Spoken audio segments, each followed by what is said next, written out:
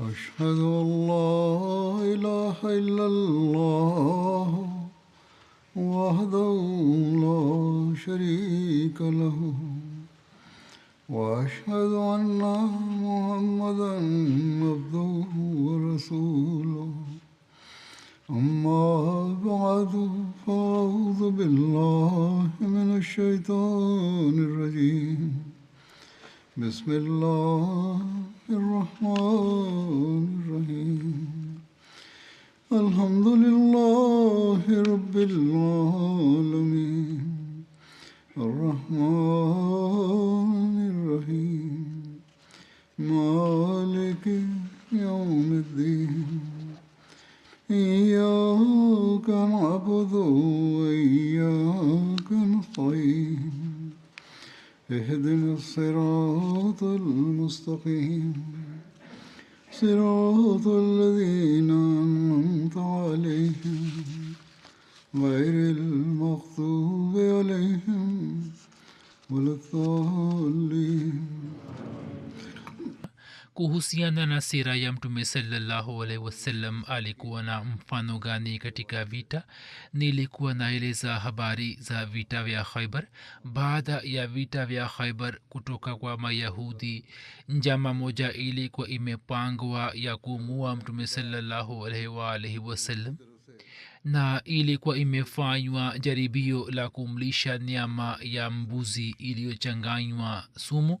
maelezo yake ni kama hivi ya kwamba ushindi wa Khaibar ulipotokea na mkataba ukafungwa pamoja na watu wa Khaibar, ambao kwa msingi huo watu hawa baada ya kushindwa vibaya wakanufaika mara nyingine tena na rehma na huruma ya mtume sallallahu alaihi wasallam, ya kwamba nabii karim sallallahu alaihi wasallam si kwamba akawasamehe tu, bali akawapa ruhusa ya kuishi katika Khaibar. Watu wakarizika.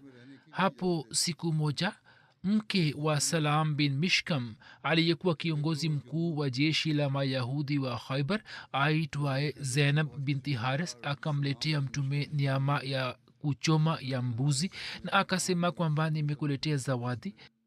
Katika baadhi ya riwaya inapatikana kwamba katika njama hiyo hakuwa mwanamke huyo peke yake, bali walikuwepo watu wengine pia wa Mayahudi. Kwa amri ya mtume sallallahu alaihi wasallam, zawadi ile ikapokelewa na kuwekwa mbele ya mtume sallallahu alaihi wasallam. Huko walikuwepo maswahaba wengine pia, ambao mmoja wao alikuwa Bishr bin Bara. Vile vile mtume akawaambia maswahaba kwamba wasogee mbele, kisha mtume akanyanyua nyama ya mkono na akachukua kipande kadogo. Watu wengine pia wakachukua. Mtume sallallahu alaihi wasallam akasema, zuieni mikono yenu, kwani nyama hii ya mkono kuna sumu imechanganywa ndani yake. Bishr bin Bara aliyekuwepo huko anasema ya kwamba, na apa kwa dhati ambaye alimjalia mtume sallallahu alaihi wasallam heshima na daraja kubwa, tonge niliyokula nilikuwa nimehisi kitu fulani ndani yake, lakini mimi sikutema nje kwamba chakula cha mtume sallallahu alaihi wasallam kitakuwa kimeharibika. Kisha mtume sallallahu alaihi wasallam alipotema tonge nje, hapo nikafikiri zaidi kuhusu yeye kuliko mimi, na nikapata utulivu kwamba mtume hakumeza tonge ile. Bishr alikuwa bado hajainuka kutoka mahala pake, ndipo rangi ya mwili wake ikaanza kubadilika na kisha akaugua vibaya kiasi kwamba alikuwa hawezi kubadilisha kibavu chake. Hadi takriban baada ya mwaka moja akafariki dunia. Ila hali baadhi ya watu wamesema kwamba Bishr bin Bara alikuwa bado hakuinuka mahala pake na akafa papo hapo. Ni riwaya mbili. Mtume sallallahu alaihi wasallam akamwita mwanamke huyo na akasema, je, ulikuwa umechanganya sumu katika nyama ya mbuzi? Mama akasema kwamba, nani amekuambia? Mtume akasema, nyama ya mkono huu imeniambia, iliyomo mkononi mwangu. Ye akasema, ndio, nilikuwa nimechanganya sumu. Mtume akasema, nani alikuambia kufanya hivyo? Mama akasema kwamba, kile ulichofanya kwa kaumu yangu unajua vizuri. Nilifikiria kwamba kama wewe ni mfalme, sisi tutapata uhuru kutoka kwako, na kama wewe ni nabii, basi wewe utaambiwa tu. mtume saa salam akamvumilia mwanamke huyo yani akamsamehe. mtume hakuchukua kisasi kutoka kwake. Katika riwaya nyingine inapatikana kwamba mtume akamwambia huyo kwamba nani amekuhimiza kufanya hivyo. Akasema kwamba wewe umeua baba yangu na baba mdogo na mume wangu na ndugu yangu. Sawa ni riwaya moja. hat Bishr bin Bara alipofariki dunia, mtume sallallahu alaihi wa alihi wasallam akatoa amri kwamba muweni mwanamke huyo, hapo akauawa. hiyo pia ni riwaya moja. Katika sahihi Muslim kuna riwaya kwamba mama huyo hakuuawa. hivyo imesimuliwa na Anas kwamba mwanamke mmoja myahudi alimletea mtume sallallahu alaihi wasallam nyama ya mbuzi iliyotiwa sumu. mtume akala kiasi chake, kisha mama huyo akaletwa kwa mtume. mtume akamuuliza kuhusu swala hilo. mama huyo akasema nia yangu ilikuwa ni kukuua wewe. mtume akasema hiyo isingeweza kutokea, kwamba allah akujalie uwezo wake, au akasema kwamba allah akujalie uwezo wa kufanya hivyo zidi yangu. msimuliaji anasema watu wakasema, je, tusimue mwanamke huyo ambaye amenuia kufanya hivyo? mtume akasema hapana. msimuliaji anasema kwamba mimi nilikuwa nahisi athari ya sumu kwenye koo ya mtume sallallahu alaihi wasallam.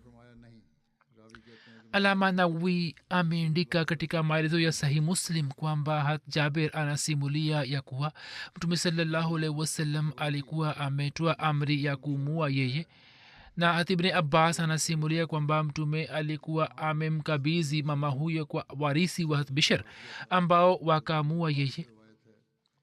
muhaddisin wanafiki juu ya jambo hili kwamba mtume sallallahu alaihi wasallam alikuwa ametoa amri ya mauaji yake sawa na Qazi Ayaz. riwaya zinazoeleza habari za kuuawa kwake na kutokuua zinaweza kutatuliwa hivi kwamba mwanzoni mtume alikuwa hakutoa amri hiyo, lakini Bishr alipofariki dunia mtume saa salam akamkabidhi kwa warisi wake ambao wakaamua kama kisasi. lakini rai iliyo imara ndiyo hii kwamba mtume alikuwa amemsamehe kama inayothibitika kutoka riwaya ya Muslim. na hat Musleh Maud radhiyallahu ta'ala anhu pia ana fikra hiyo hiyo. hat Musleh Maud anasema ya kwamba mwanamke mmoja myahudi aliwauliza maswahaba kwamba mtume anapenda nyama gani.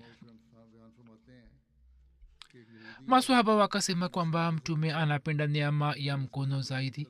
hapo yeye akachinja mbuzi na akatengeneza kababi juu ya mawe, kisha akachanganya sumu ndani yake, haswa kwenye mikono ambayo alikuwa ameambiwa kwamba mtume anapenda nyama hiyo zaidi.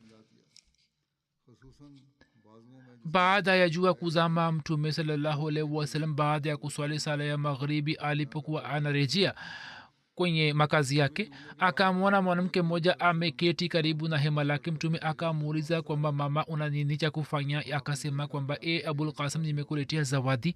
mtume akamwambia swahaba fulani kwamba chukua kile anachokupa. kisha mtume sallallahu alaihi wasallam akaketi ili kula chakula, na katika chakula ikawekwa nyama ile vile vile ya kuchoma. mtume sallallahu alaihi wasallam akala tonge moja, na swahaba wake mmoja Bashir bin al-Bara bin al-Marur pia akala tonge. jina hapa linatakiwa kuwa Bishr na siyo Bashir. katika muda huo maswahaba wengine pia wakataka kula nyama, lakini mtume akasema kwamba msile, kwani mkono huo umeniambia kwamba sumu imechanganywa katika nyama. sio kwamba alikuwa amepata ufunuo, bali ni msemo wa Arabuni kwamba kwa kuonja nyama hii nimepata kujua kwamba sumu imechanganywa ndani yake. hivyo katika Qurani tukufu ikielezea tukio moja la zama ya Hazrat Musa, inapatikana kuhusu ukuta mmoja kwamba ukuta ule ulitaka kuanguka, ambayo maana yake ni kwamba alama za kuanguka kwa ukuta zilikuwa zimeshapatikana. basi hapo pia si maana kwamba mkono umetamka neno, bali maana yake ni kwamba kwa kuonja nyama hii nimejua hivyo sentensi ijayo inafafanua maana zake. Hapo Bishr akasema kwamba yule Mungu aliyekujalia heshima mimi na kula kiapo chake, na nasema kwamba hata mimi nimehisi sumu kwenye tonge hili.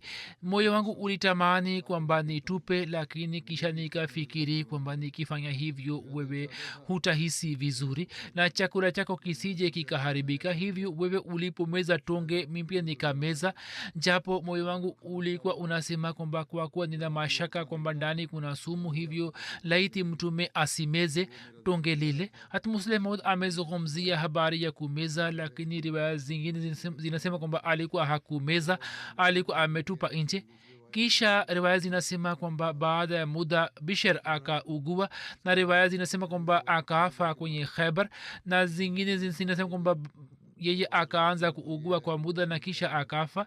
Hapo Mtume sallallahu alaihi wasallam sehemu moja ya nyama akaweka mbele ya mbwa akaala na akafa. Kisha Mtume akamuita mwanamke huyo na akasema kwamba wewe umetia sumu kwenye mbuzi. Mama akasema, nani amekwambia? Wakati ule mkononi mwake kulikuwa na kipande cha nyama. Mtume akasema kwamba mkono huu umeniambia. Mama huyu akajua kwamba kwa kuwa siri imefichuka, na hivyo akakiri kwamba ametia sumu ndani yake.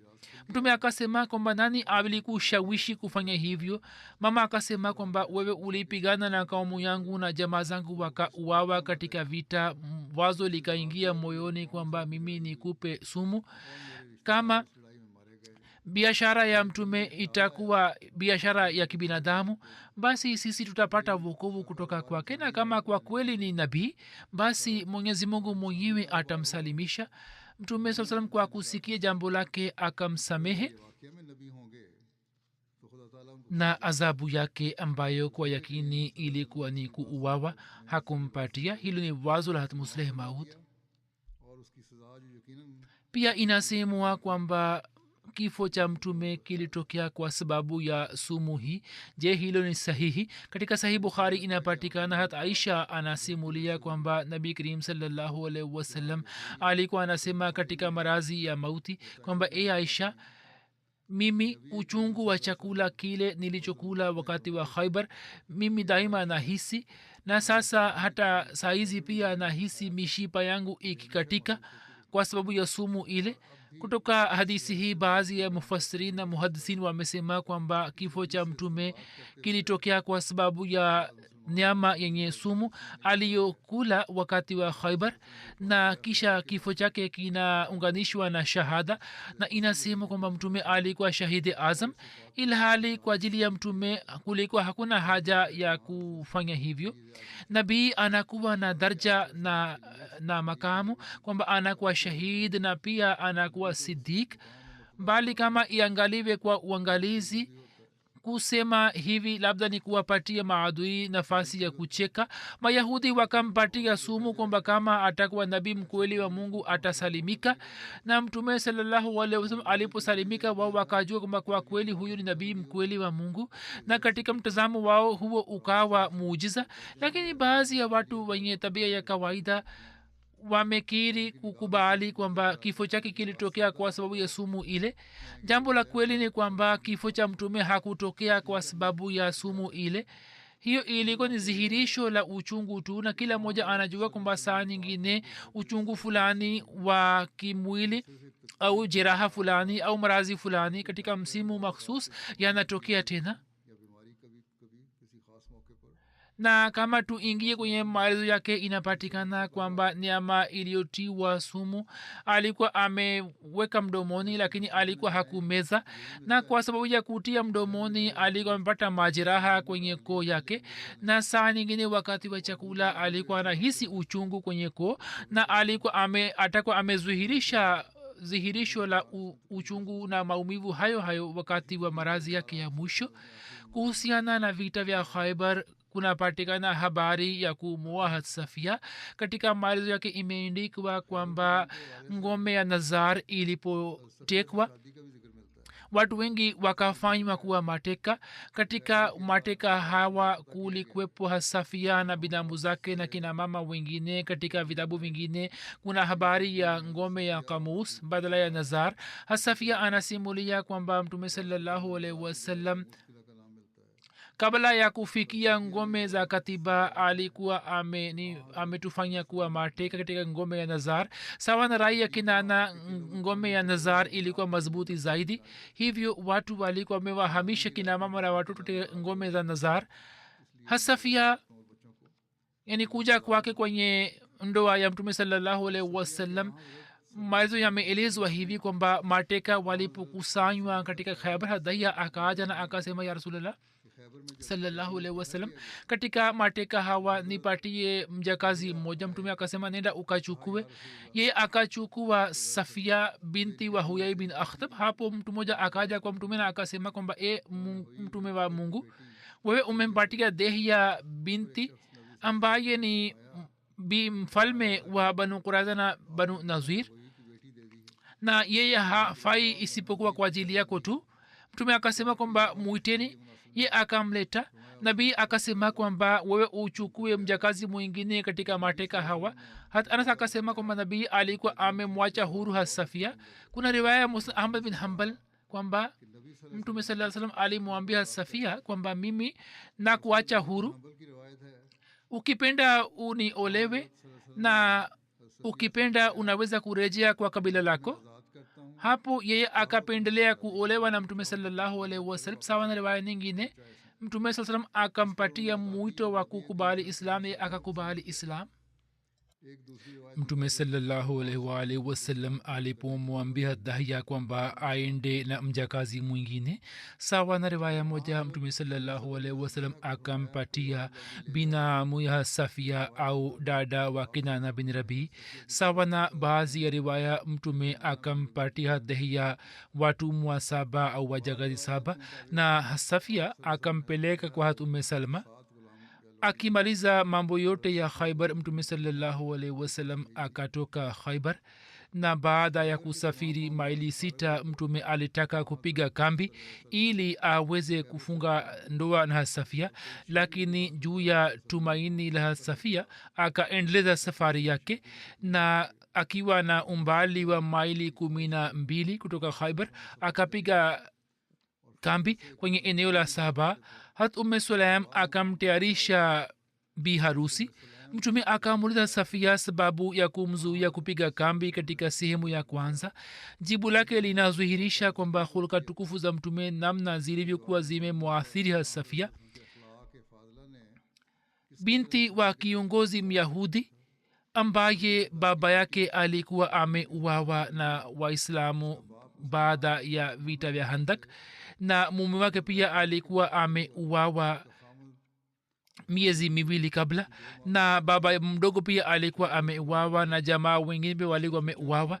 Anasimulia mwenyewe kwamba nilikuwa na chuki moyoni mwangu zidi yake, lakini nilipokutana na Mtume akakutana nami kwa upendo na huruma sana, na akaendelea kuniambia kwamba Safia, baba yako alikuwa ameleta nchi nzima zidi yetu, na alifanya hivi na akafanya vile, na kisha tukalazimika kuja Khaybar ili kujilinda, ili tuweze kuchukua hatua zidi ya njama zake. Hasafia anasema kwamba Mtume alieleza habari hii kwa wingi na kwa upendo mkubwa, kwamba moyo wangu ukawa safi kuhusu yeye, na mimi nilipoinuka kutoka majlisi yake ya kwanza, mimi sikuwa na mtu mpendwa zaidi kuliko Mtume Muhammad sallallahu alaihi wasallam. Safari ya Khaybar ilipoanza, yani safari ya kurejea kutoka Khaybar ilipoanza, namna Mtume alivyonitendea kwa hulka njema. Tulipoanza safari, Mtume sallallahu alaihi wasallam akaweka shuka juu ya kipando ili nikae juu yake, na kisha akaweka goti juu ya ardhi, na Hasafia akapanda juu ya ngamia kwa kuweka mguu juu yake. Na njiani Hasafia alipokuwa anasinzia na kichwa cha kilikuwa kinagonga hodaj, Mtume alikuwa anashika kichwa chake ili asije akapata shida. Hasafia alikuwa amekusha ingia kwenye wake zake watukufu, hivyo wakati wa kurejea kutoka Khaybar, Mtume akampandisha juu ya ngamia na akaweka shuka juu yake ili iwe wazi kwamba huyu si mjakazi bali ni mke wake. na jibu aliotoa kwamba kwa nini alimzuia kusimama maili 6 mbali na Khaibar. Hii ilikuwa ni asili ya hulka njema za mtume. Safia alikuwa anampenda sana mtume saa salam. Safia akamjibu mtume kwamba ulitaka kupiga kambi karibu na Khaibar, nilikuwa na hofu kuhusu kaumu yangu kwamba wao wasije wakakuletea madhara, hivyo mimi nikataka kwamba wewe uende mbali zaidi kuliko Khaibar. Kuhusu njama za Mayahudi na nia zao hatari, maswahaba pia walikuwa wanajua habari hizi, na siku chache zilikuwa zimepita ambapo mama huyu wa Khaibar, yani aitwaye Zainab, alikuwa amefanya njama ya kutia sumu kwenye chakula cha mtume. Hivi maswahaba hawakutaka kughafilika juu ya mtume sallallahu alaihi wasallam. Tukio linaelezwa hapo la Abu Ayub ambaye alikuwa amelinda usiku na akazuhirisha upendo na mapenzi kwa mtume sallallahu alaihi wasallam wakati wa harusi. Tukio lenyewe ni kwamba baada ya kupitisha usiku, mtume alipotoka nje ya hema lake wakati wa asubuhi, akamwona Abu Ayub Ansari amesimama nje ya hema lake akishika upanga mkononi mwake. Mtume akasema, kuna nini? Ye akasema kwamba, ya Rasulullah, mimi nilikuwa na wasiwasi kuhusu mama huyo Myahudi Muislamu mpya ina Safia, kwa baba yake, mume wake na watu wa kaumu ya wameuawa, na huyu amesilimu majuzi tu, asije akakuletea madhara. Hivyo nikaendelea kukulinda usiku kucha. Juu ya jibu la Abu Ayub, mtume sallallahu alaihi wasallam akatabasamu na akamwomba dua akisema, e Allah, umlinde Abu Ayub kama yeye alivyonilinda na kupitisha usiku. Jina lake lilikuwa Khalid bin Zaid, na huyu ni sahabi ambaye wakati wa hijra ya Madina alikuwa mpata bahati ya kumkarimu na kumtumikia mtume sallallahu alaihi wasallam kwa miezi kadhaa. Katika mwaka wa 50 hijra alifariki dunia kwenye vita moja, na kaburi lake linapatikana katika Istanbul. Siku ijayo mtume akaandaa walima. Walima hii ilikuwa ya kawaida sana. Tende na chizi na samli zilichanganywa na hes ikatengenezwa kwa ajili ya wote. Baada ya kuishi siku 3 wakaondoka kutoka pale, na uhuru wa Safia ulikuwa ndio mahari yake. Kuna habari ya ndoto ya Safia ambayo ukweli wake unazuhiri kwa kupitia ndoa hiyo. Riwaya inasema kwamba mtume aliona alama fulani karibu na jicho la Safia, akasema kwamba hiyo ni nini? Safia akasema kwamba kabla ya ujio wako katika Khaibar, au sawa na baadhi ya riwaya, wakati wa kuzingira Khaibar niliona ndoto moja kwamba mwezi umetoka Yasrib na umekuja kuanguka kwenye shungi yangu. Mimi nikamsimulia mume wangu Kinana, ye akapiga kibao juu ya uso wangu kwamba wewe unaona ndoto ya kuolewa na mfalme wa Yasrib, yani Muhammad sallallahu alaihi wasallam. Sawa na baadhi riwaya, ndoto hii ilikuwa ni ya zamani sana na baba yake Huyai alikuwa amepiga kibao, lakini vitabu vingi vinasema kwamba mume wake alikuwa amepiga kibao, na hiyo ni riwaya sahihi zaidi. Jina la Safia lilikuwa Zainab, lakini kabla ya kugawa mali ya ghanima mtume alikuwa amemwacha huru, na sawa na desturi ya wakati ule, kabla ya kugawa mali ya ghanima, mali ambayo iwe kwa ajili ya kiongozi inaitwa Safia au Safa Astafa. Hivyo kwa munasaba huo jina lake Safia likawa maarufu. Safia alifariki dunia mwaka wa 50 hijra katika zama ya Amir Muawiya, na akazikwa katika Jannatul Baqi. Juu ya ndoa ya Safia, baadhi ya mustashrikin wanapiga kelele na wanaleta shutuma sawa na tabia yao, na wanasema maneno mabaya ambayo ni dalili ya ujinga wao.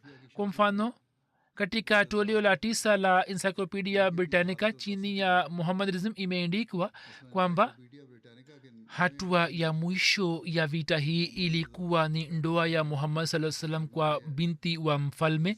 Safia hakukirihika na mtu huyo, mustashrik anaandika, ambaye alikuwa sababu ya mauaji ya baba yake na mume wake Kinana, bali kwa shani akapaka rangi mpya na anasema kwamba mwanamke mwingine myahudi zainab alifanya vizuri zaidi kuliko huyo ambaye alijaribu kumpatia muaji wa kaumu yake sumu na katika kosa hilo akauawa. Hakufanikiwa kwenye jaribio lake, lakini inasemwa kwamba muhammad saa salam katika marazi yake ya mwisho alikuwa anahisi athari ya sumu ile, yani analeta shutuma zidi ya safia na anaandika kwamba mume wake na baba yake waliuawa. Angetakiwa kuonyesha ghera na angechukua kisasi, lakini akatanguliza maslahi zake na akaolewa na muhammad sallallahu alaihi wasallam. kinyume chake mwanamke mwingine myahudi aliyempatia mtume sumu anamsifu kwamba ye akazuhirisha ghera na akajaribu kumua muhammad. waandishi hawa wamepita mipaka yote ya ubaguzi na uadui zidi ya islam na muhammad sallallahu alaihi wasallam. hawatafakari hata kidogo kwamba mtu hata ambaye ana akili ndogo tu anaweza kutoa natija gani kutoka maandishi haya. Ni sumu ya ubaguzi inayozwihiri kutoka maandishi haya. hawatumii adili. mayahudi wa khaybar walipigana na mtume saa salam kisha wakashindwa vibaya, na sasa baada yake wangetakiwa kutendewa vipi? kanuni hii ya kivita iwe ya zama ile au ya zama hizi, kama wote wangeuawa na upanga, hiyo ilikuwa halali sawa na biblia yao na sawa na kanuni na desturi ya wakati ule. kila kitu kilikuwa halali, lakini baada ya kuwashinda wazalimu hawa mtume akawatendea kwa huruma na kwa na kwa upole. watu hawa hawazungumzii sifa hizi, na sio maana kwamba wasifu. sasa mtume sallallahu alaihi wasallam akakubali ombi la suluhu yao na akawasamehe. na mayahudi walipoleta ombi jingine kwamba turuhusiwe kuishi hapa hapa, tutaendeleza kilimo na nusu ya mavuno muchukue nini, mtume akakubali ombi lao na mkataba wa suluhu na amani ukafungwa. lakini wino wa mkataba ulikuwa bado haujakauka. ndipo watu hawa wakapanga njama tena, na kwa kupitia mwanamke mmoja wakajaribu kumua, na mama huyu akakubali kosa lake. watu wenye ustarabu wa dunia ya leo ambao wanaitwa wasomi wanaita mwanamke huyo kama bingwa wa kaumu, na mwanamke ambaye akipata haki na ukweli na kushuhudia hulka tukufu za mtume mwenyewe akakubali ukweli, na japo alipewa uhuru akakubali. mtume akasema wewe una uhuru, lakini ye akatanguliza kuishi pamoja naye. wao wanaleta shutuma zidi yake, yani wakati huo wanasahau kanuni zote za uadili na uadilifu na uhuru wa binadamu. kisha watu wanaleta shutuma nyingine kwa njia mbaya sana, kwamba mtume aliposikia maelezo ya uzuri wa safia akamwomba dehia kwamba amrudishie na akamua mwenyewe na kadhalika. kimsingi shutuma hii watu hawa wanaleta kwa sababu ya vichwa vyao na fikira zao potofu, na pia hizi zinazalika kwa sababu ya kutokuelewa sera ya mtume sallallahu alaihi wasallam. mioyo ya watu hawa imejaa ubaguzi na kinyongo. watu hawa kama waone kwa jicho la adili na kwa moyo mtukufu, basi wasive na fikira hii. tukiangalia maisha ya mtume sallallahu alaihi wasallam, kurani tukufu inaeleza kwa njia nzuri sana inaposema kwamba fakad labistu fikum umaran min qablihi afala taqilun,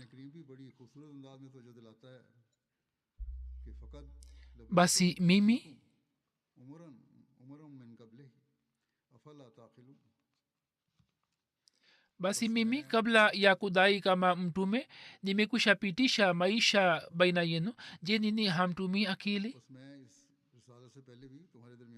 nabii sallallahu alaihi wasallam kivipi alipitisha ujana wake kwenye kaumu ile ambapo kunywa pombe na kufanya mambo mabaya kulikuwa ni vitu vya kawaida? watu walikuwa wanaeleza habari hizi kwa ufahari. mtume alipitisha ujana wake wote pamoja na mke mmoja aliyekuwa mjane, na akapitisha naye maisha kwa miaka 50. na viongozi wa Quraysh wakamwambia mtume kwamba anaweza kuolewa mwanamke mzuri, lakini mtume akakataa kukubali ofa yao. ujana wa mtume saa salam na miaka hii ya mtume ni dalili iliyo wazi kwamba mungu apishe mbali ye hakuwa na uhusiano wote na tamaa ya moyo na alipokuja kufunga ndoa baadaye kulikuwa na hikima ndani yake ili uhusiano wa udugu na mapenzi na amani upatikane katika makabila yenye uadui kama vile alipomoa jawaria binti wa haris aliyekuwa kiongozi wa banu mustalik na pia akamoa ume habiba binti wa abu sufyan vivyo hivyo khaibar ilipotekwa sasa binti wa kiongozi wa kabila kama badala ya kumpatia mtu wa kawaida na ye angezalishwa mtume saa salam ambaye alikuwa mfalme wa ulimwengu wa kiroho alikuwa kiongozi wa madina vile vile kwanza akamwacha hasafia huru na akamheshimu kisha akampatia ofa ya kurejea kwenye nyumba yake kwamba nenda unaweza kwenda katika nyumba yako na kisha baada ya kumwoa akampatia daraja kwamba akaitwa mama wa waumini na pia heshima ya kabila lake na familia pia ikaongezeka na katika mazingira amani na utulivu ukapatikana. William Montgomery Watt ambaye ni mtaalamu wa mambo ya kimashiriki anayetoka scotland ambaye ameeleza kwenye vitabu vyake maelezo magumu zidi ya islam na nabii karim sallallahu alaihi wasallam. Kitabu chake kimoja kinaitwa muhammad at madina. Japo alikuwa na ubaguzi zidi ya mtume sallallahu alaihi wasallam, lakini kuhusu ndoa za mtume amelazimika kuandika ya kwamba mabinti wa mayahudi kuwaoa safia na rehana sababu zake zinaweza kuwa za kisiasa. Hakusema kwamba mtume alipenda uzuri wake, bali anasema kwamba zinaweza kuwa mambo na maslahi za kisiasa. Ama kuhusu ndoa za mtume sallallahu alaihi wasallam kwa kina mama hawa, aghlabu shabaha yake ya msingi ilikuwa ni siasa. Amekubali kwamba hakuwa na jicho mbaya. Khalifa al-Masih al-Awwal akimjibu mustashrik mashuhuri William Muir kuhusu shutma alileta zidi ya ndoa ya Safia, anasema kwamba bwana Muir alileta shutma, lakini alikuwa hajui kwamba katika nchi ya Arabuni desturi ilikuwepo kwamba mke wa mfalme au binti ya mfalme ambaye nchi yake imetekwa watu walikuwa wanawaoa ili upendo na amani ipatikane, na baadhi na wanaraia wote na familia za kifalme walikuwa wanarizika kwamba sasa hakuna hatari. Hivyo baada ya kutokea ushindi wa Khaibar, mayahudi walipenda kuishi kule kule.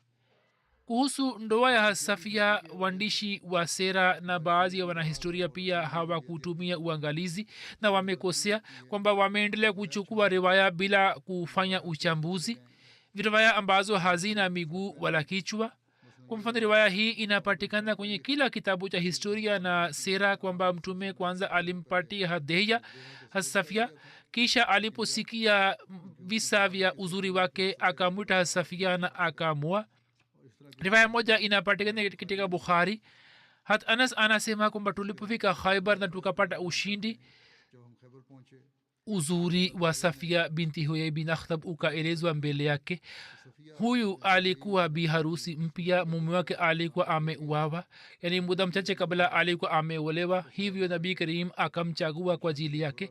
Hii ni riwaya ambayo watu wenye marazi wa moyo wanaleta shutuma zidi yake.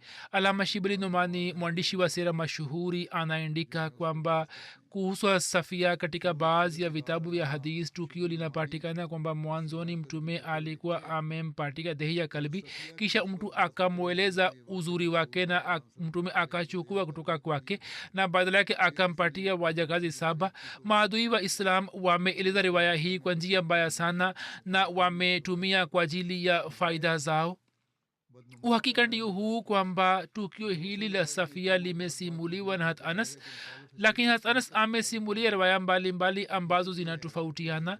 Hat Anas anasimulia riwaya nyingine kwamba Safia alipokabidhiwa kwa dehia, watu wakaja kwa mtume na wakasema kwamba huyu ni mwanamke mwenye heshima na ni binti wa viongozi, hivyo min ghairi yako hakuna mtu anayestahiki kumua. hivyo kama kuna riwaya iliyo sahihi kama vile ni riwaya ya bukhari yawezekana kwamba uzuri wake pia uwe umeelezwa yani sahaba alieleza riwaya hii lakini mtu aliyekuja baadaye akaongeza maneno kutoka kwake kwani sahaba yote hawezi kutamka maneno ambayo ni kinyume cha shani ya mtume sallallahu alaihi wa alihi wasallam yani watu wa baadaye wakaja kuongeza maneno kutoka kwao kwani masahaba hawezi kueleza zidi ya mtume sallallahu alaihi wasallam neno lolote ambalo litoe ishara kuhusu upungufu fulani wa mtume sallallahu alaihi wasallam pia yawezekana kwamba watu waliokuja watakuwa wameeleza sifa zake na daraja yake ya kifamilia na msimuliaji amekumbuka maneno machache aliyoyaeleza lakini jambo la msingi ambalo waandishi wa sera hawaoni nalo ndiyo hili ya kwamba mtume saa salam daraja ambayo anayo kwa ajili yake sifa hizi zinazoweza kupatikana kwa mtu yote ni kama vitu vya kawaida tu na alipoamua kufunga ndoa sababu zake za msingi hazikuwa hizi zinazoelezwa na sababu ya msingi itakuwa amri ya mungu mtume sallallahu salam kila kitendo chake kilikuwa sawa na matakwa ya mwenyezi mungu kama vile mungu anasema mwenyewe qul inna salati wa nusuki wa mahyaya wa mamati lillahi rabbil alamin sema kwamba ibada yangu na kujitolea kwangu na kuishi kwangu na kufa kwangu ni kwa ajili ya allah ambaye ni mungu wa walimwengu wote wale wanaofanya shughuli zote kwa ajili ya mungu na mungu awe anawaongoza kwenye kila sekunde kivipi wanaweza kuamua wenyewe hivyo ndoa hizi zote kwa yakini zilikuwa kwa matakwa ya allah na natija zake zilikuwa zenye baraka sayidina ahmad alah salam kwenye kitabu chake cha aina kamalat islam anasema ya kwamba kuhusu mtume sallallahu alaihi wasallam masahaba bila shaka walikuwa na itikadi hii kwamba kitendo chochote cha mtume saa salam na kauli yake inaendana na wahyi hata kama wahyi iwe mujmal au mufassal yani iwe mfupi au mrefu iwe imefichika au iwe wazi hadi mambo yake yote matendo yake yote na namna ambavyo alikuwa anaishi maisha na mawazi na vitu vingine na mambo yote ya kujikimu yameingizwa katika hadisi kwa wazo hili kwamba shughuli hizi zote na kalamu zilitokana na mwanga wa rohul kudus hivyo katika abu daud hadisi hii inapatikana na imam ahmad pia ameeleza hadisi kutoka kwa abdullah ibni umar ya kwamba abdullah alisema kwamba nilipokuwa nasikia kutoka kwa mtume nilikuwa naandika ili niweze kuhifadhi baadhi wakanikataza kufanya hivyo kwani wakasema mtume saa salam ni mwanadamu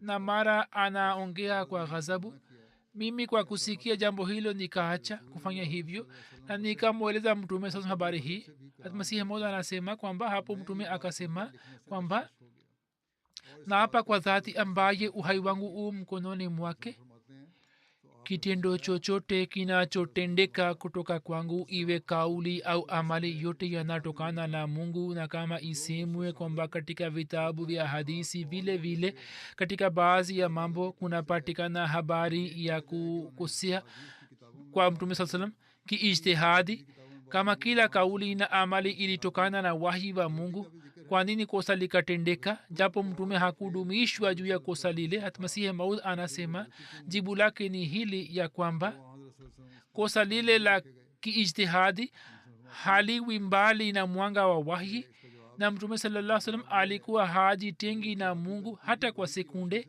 hivyo mfano wa kosa lile ni kama huu kwamba katika swala mtume sallallahu salam alisahau ili maelezo ya kidini yapatikane hivyo saa nyingine kosa likatendeka ili dini ikamilike na baadhi ya maswala mepesi yapatikane na kusahau kule hakuwa kama ni kusahau kwa watu wengine bali kulikuwa na rangi ya wahi kwani kulikuwa na mpango maalum kutoka kwa allah kwamba alikuwa anamfanya nabii afanye hivyo na kulikuwa na maslahi mengi ya mwenyezi mungu ndani yake.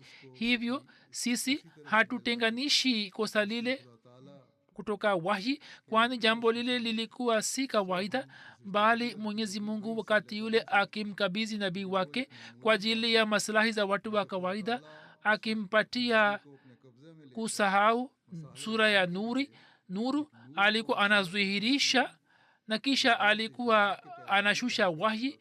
kama vile mto unaotembea maji yake yasitishwe kwa muda na kisha yaachwe, hii mtu mwenye akili hawezi kusema kwamba mto umekauka au maji yamekauka. hii ndiyo hali ya kosa la manabii. ruhu tukufu hawaachi hata kidogo, lakini saa nyingine kwa ajili ya maslahi za watu mwenyezi mungu anachukua ufahamu wao na kisha kitendo kinatokea kutoka kwao na hikma inayokuwa ndani yake inazwihiri. ndipo mto wa wahi unaanza kutembea tena na kosa linaondoka kana kwamba halikuwepo. hatmasihi anatoa mfano hatmasihi kwamba hatmasihi alienda kwenye mti ili aweze kula matunda yake na roho tukufu alikuwa pamoja naye, lakini roho tukufu hakumpatia taarifa kwamba wakati huu hakuna matunda juu ya mti. na watu wote wanajua kwamba kitu kinachotokea kwa nadra sana kinakuwa kama kitu kisichotokea. hivyo katika hali ambamo mtume wetu sallallahu alaihi wasallam katika kauli zake karibu 10,000 tunaona dhihirisho la mungu tu, na kwenye kila kitendo chake na kauli yake na matendo yake tunaona nuru za roho takatifu. sasa kama tuhisi harufu ya ubinadamu kwenye jambo lake moja, kuna madhara gani ndani yake? ilikuwa muhimu kwamba hiyo ingetokea ili watu wasingeingia katika ushirikina. hivyo katika kitabu cha hadisi au historia na sera, riwaya ikielezwa kuhusu sera yake, aya iliyotajwa hapo juu niliyosoma kwamba kwa ajili ya mungu alikuwa anafanya kila kitu chini ya mwanga wake na chini ya maandishi ya hatmasihi maud. tunatakiwa kuangalia vitu hivi vyote na tunatakiwa kuchambua. sio maana kwamba watu walete shutuma na tukubali jambo la kila mustashrik na tufahamu kwamba labda tumeshindwa kuwapatia jibu. hii ndiyo njia na kazi halisi ya kusimamisha heshima ya mtume sallallahu alaihi wasallam, na sio kwamba kupiga nara. baada ya siku 2 Ramadhan inaanza inshallah. mwenyezi mungu atujalie sote kunufaika nayo na atujalie tuweze kufunga saumu na kufanya maombi. mufanye dua kwa ajili yake na pia mufanye juhudi kwa ajili yake. nitaswalisha jeneza ghaibu chaudhry muhammad anwar riaz saheb mkazi wa rabua ambaye alikuwa mwana wa chaudhry muhammad islam saheb. siku za nyuma alifariki dunia. inna lillahi wa inna ilaihi rajiun. marehemu alikuwa musi. mwana wake nasir mahmud tahir ni mbashiri mkuu na amir wa kenya, na kwa sababu ya kuwepo nje ya nchi hakuweza kushiriki katika jeneza ya baba yake. watoto wengine wa marehemu vile vile wanaendelea kuitumikia jumuiya. nasir mahmud saheb anaandika kwamba kwenye familia yake jumuiya ilipatikana kwa kumpitia babu yake chaudhry ghulam muhammad jat saheb radhiyallahu taala anhu, ambaye akienda Kadian alifanya baiat juu ya mkono wa masihi maut. alikuwa miongoni mwa wahamadia wa mwanzoni, wahamadia wa kwanza wa kijiji chake. mwaka 1996 baba yake aliitiwa ndani kwenye kesi moja, akapata bahati yake. wakati ule polisi wakamtendea kwa njia mbaya sana, lakini yeye kwa ajili ya ridhaa ya mwenyezi mungu akavumilia yote na akaendelea kuishi gerezani kwa azma na uvumilivu mkubwa. alikuwa anaheshimu nizamu ya jamaat na ukhalifa. alikuwa anatoa michango kwa wakati, akatoa hisa jaidad kwenye maisha yake. akipata kipato alikuwa anatoa mchango kwanza. Mwenyezi Mungu amghofirie na amrehemu na awajalie watoto subira na uvumilivu, na mwanawake ambaye ni nje ya Pakistan Mwenyezi Mungu amjalie subira na uvumilivu.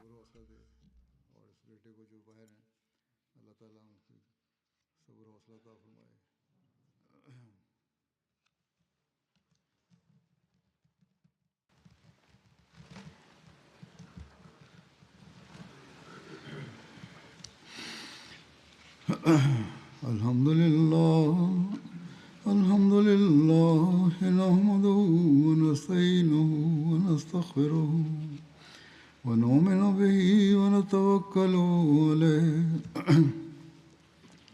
ونعوذ بالله من شرور أنفسنا ومن سيئات أعمالنا من يهده الله فلا مضل له ومن يضلل فلا هادي له ونشهد أن لا إله إلا الله ونشهد أن محمدا عبده ورسوله عباد الله رحمكم الله إن الله يأمر بالعدل والإحسان وإيتاء ذي القربى وينهى عن الفحشاء والمنكر والبغي يعظكم لعلكم تذكرون اذكروا الله يذكركم وادعوه يستجب لكم